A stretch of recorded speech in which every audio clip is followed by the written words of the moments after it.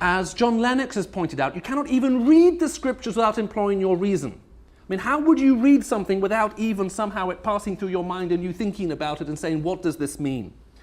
What he is reasoning is in a thoroughly biblical way.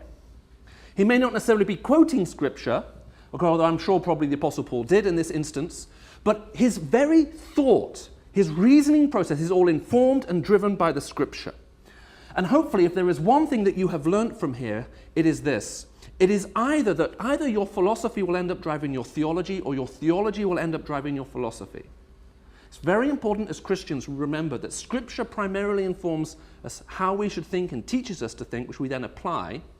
Okay? And there's a philosophy that rises from it, rather than taking Scripture and trying somehow to make it fit and force it into a particular philosophical or scientific model, which is why we've had comments about being careful about how we handle certain types of scientific evidence and so on, as if our faith rested on those, okay, rather than on and in the person of Christ.